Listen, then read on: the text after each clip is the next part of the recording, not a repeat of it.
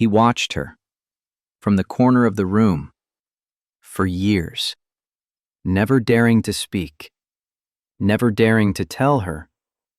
He loved her, quietly, until one night, everything changed, and nothing would ever be the same. Some loves don't shout, they don't beg, they don't chase, they don't confess.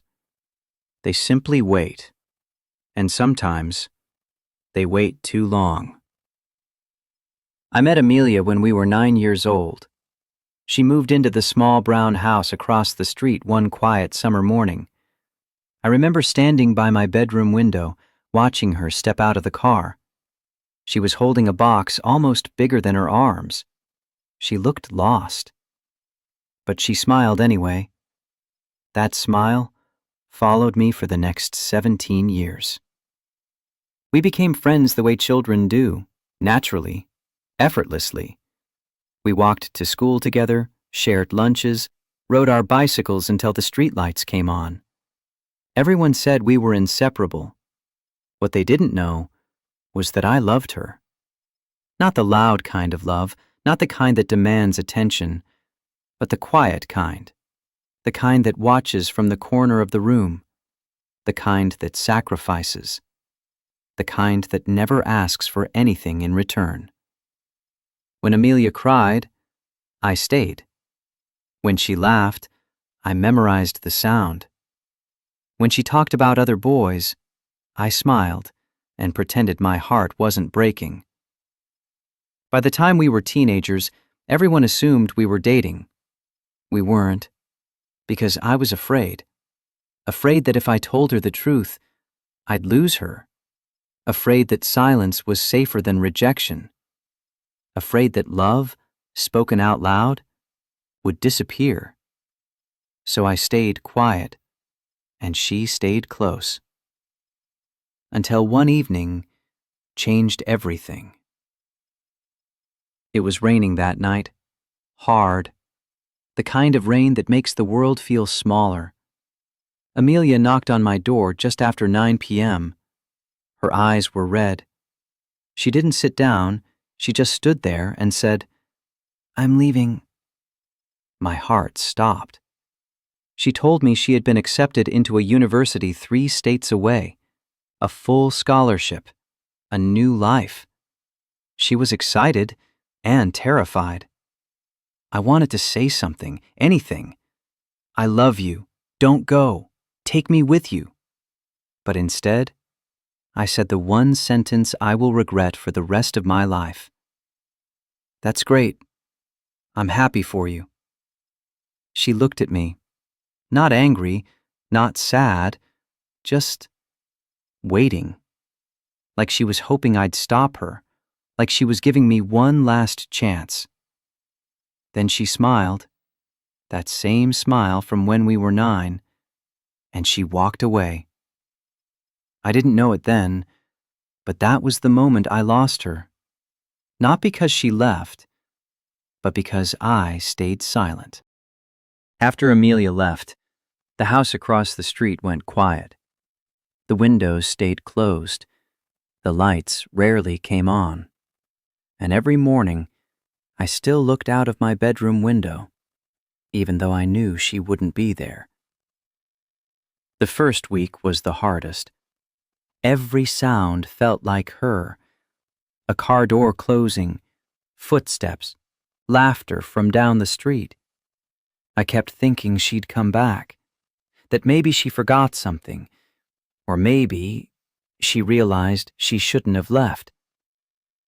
But days turned into weeks, weeks into months, and Amelia never came back. She called sometimes. At first, her voice sounded excited, alive. She told me about her classes, her new friends, the city lights. She said everything felt big and new and overwhelming. I listened. I laughed at the right moments. I told her I was proud of her. I never told her that every call left me feeling emptier than before. Then the calls became shorter, less frequent. Sometimes weeks passed without hearing her voice. When she did call, something had changed. She sounded distant, like she was already somewhere else while talking to me. One night, she mentioned a name, just casually, as if it meant nothing. Daniel. She said it quickly, too quickly, like she didn't want me to notice. I felt it then, that quiet pain, the kind that doesn't scream, the kind that settles deep in your chest and refuses to leave. I asked her who he was. She hesitated just for a second. Then she said, "He's just a friend." I nodded, even though she couldn't see me, even though my hands were shaking, even though I already knew what that meant. After that, the calls slowly stopped. Not all at once, just fading, like a sunset you don't notice ending until it's already dark. Years passed. I stayed in our hometown, same streets, same cafes, same memories on every corner. I went to college nearby, got a job, paid bills, smiled at people, lived a life that looked normal from the outside. But inside, everything felt unfinished. I tried dating, I really did. Nice women, kind women, women who laughed at my jokes, women who wanted more. But every time things got serious, I pulled away. Because no matter who I sat across from, I was still waiting for Amelia. I wrote her letters, a lot of them, late at night, when the world was quiet and my thoughts were loud. Letters telling her how much I missed her, how I never stopped loving her, how I wished I had been braver. But I never sent them. Not one. I folded them, put them in a drawer, and told myself, she's happy now. Don't ruin it. Let her go. But love doesn't listen to logic. Then one afternoon, almost 8 years later, I saw her name on my phone screen. Amelia. For a moment, I couldn't breathe. My hands went cold. My heart started pounding like it wanted to escape. I answered. Her voice was softer now, calmer, older. She asked how I was. I told her I was fine. She said she was coming back, just for a few days, for a friend's wedding. Then she said something that hit me like a sudden drop. I got married. I told her congratulations. My voice sounded steady, even though everything inside me was breaking. She didn't sound happy. Not sad either, just tired.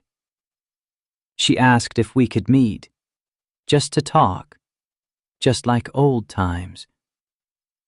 I agreed, even though I knew seeing her again would reopen wounds that never really healed. The night before we met, I didn't sleep. I sat on my bed, staring at the wall, thinking about everything I never said, everything I never did. I wondered, would she look the same? Would she smile the same way? Would she still feel like home? And most of all, I wondered if she ever loved me the way I loved her. The next day, I saw her walking toward me, and in that moment, I realized something terrible. She had moved on, but I never did. I saw her coming closer. Her hair was longer, her smile softer, her eyes older, and in them I saw something I wasn't ready for. She stopped a few feet away and looked at me. I swallowed. My throat was dry. My hands were shaking. We stood there, neither of us speaking, just looking at each other. Finally, she spoke. "It's been a long time." I nodded. "Yeah, a long time."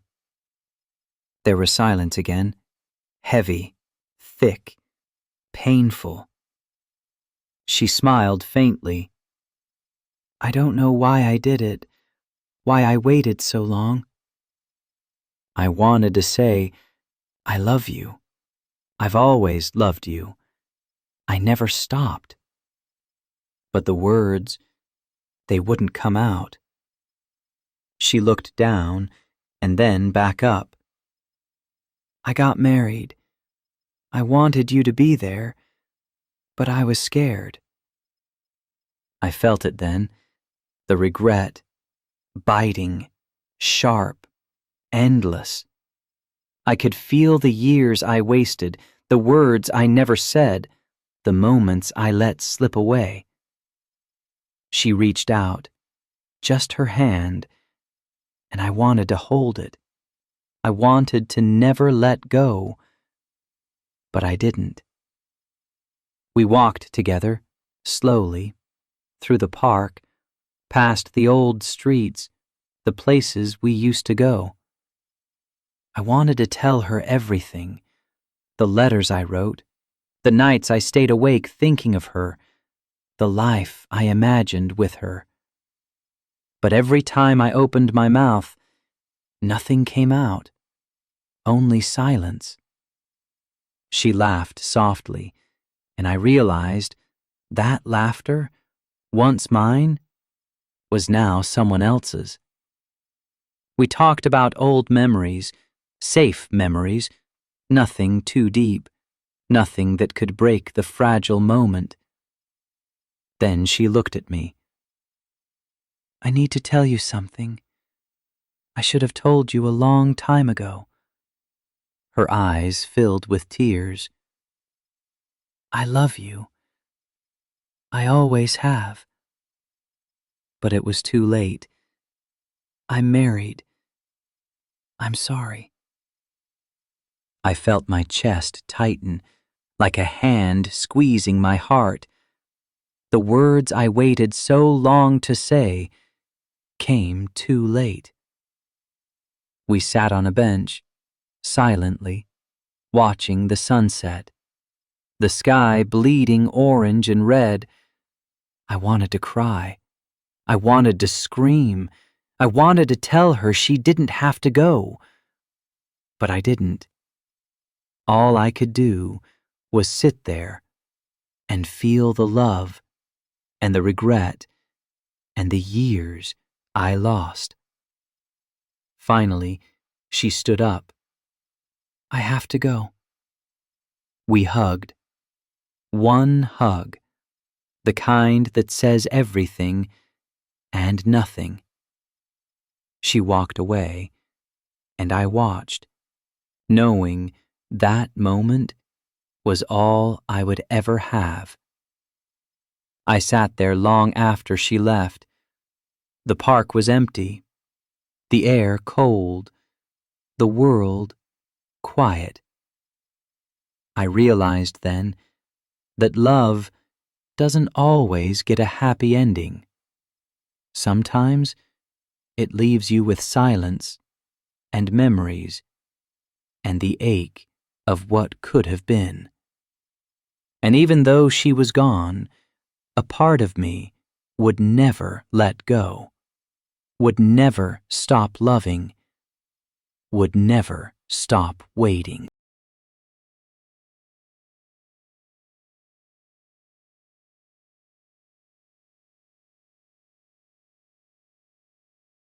Days passed, weeks passed, and I couldn't stop thinking about her, about that hug, about the words that came too late. I went back to the park, the bench where we sat, the path we walked. Everywhere, I saw her. Then one afternoon, I got a letter, handwritten, with my name on it. I opened it slowly, my hands trembling. It was from her, Amelia. The words inside shook me to my core. I should have told you sooner. I should have waited. But life, it didn't give me time. And I had to make choices. I wanted you to be happy, even if it wasn't with me. I read the letter again and again, and for the first time in years, I cried. The tears weren't just for her, they were for me, for the silence, for the love I never voiced, for the moments that slipped away. Then I noticed something, a line at the bottom of the page, a place, a date, a time to meet. My heart stopped. I couldn't believe it. She wanted to see me again, even after everything. I went to that place at that time, and there she was, standing, waiting, just like before. She looked at me, her eyes glistening, her hand reaching out. I couldn't stay away. I had to see you one last time, even if it hurts, even if it breaks everything. I took her hand, and for a moment, time stopped. The world disappeared. I whispered, I love you. I always have. I never stopped. She smiled through her tears, and for the first time, we both let ourselves feel all the years of love, all the years of pain.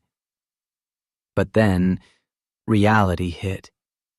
Her ring, her husband, her life. And I realized even this moment couldn't change the past. I felt my heart break in slow, quiet pieces. She kissed my cheek softly and said, "Goodbye." I watched her walk away, and I knew that this was it. The last time. The final goodbye. I sat there, the sunset fading behind me, the world quiet. The pain sharp, but beautiful. Because love, even lost, even unspoken, leaves a mark, a memory, a part of your soul that never fades. And even though she was gone, I would carry her forever. Days turned into weeks, and I kept going back to the park, to the bench, to the places we had been. I kept the letter, folded carefully, in my drawer, a reminder of everything I lost. I thought about the life we could have had, the moments we could have shared, the love I never spoke. And I realized, regret is heavy. It doesn't leave you. It stays, quiet, like a shadow. I wondered if she thought of me. Sometimes, at night, alone. I wanted to call, to write, to see her again. But I knew it was impossible. Some loves are meant to leave, even if your heart refuses. I walked the streets, alone, feeling her presence in every corner, every memory, every sound. I remembered her smile, her laugh, the way she looked at me when I never dared to say the words. And I realized love is not always about being together. Sometimes it's about carrying the person in your heart forever. Years passed. I lived my life, worked, made friends, smiled, but never fully, never completely, because a part of me stayed with her, in that park, on that bench, in the silent moments where love and regret and longing all meet. I never forgot her, and I never stopped loving her. Even now, as the sun sets and the world grows quiet, I feel her, always.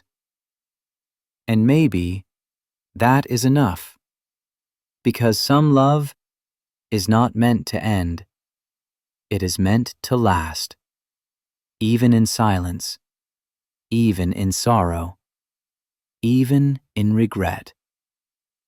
And I will carry her forever, in every breath, in every heartbeat. The end. Thank you for watching till the end. Please subscribe and leave a like for us. It means the world to us. Also, share this video to your friends and loved ones and turn on the notification so you don't miss future videos from us. Thank you as you do so.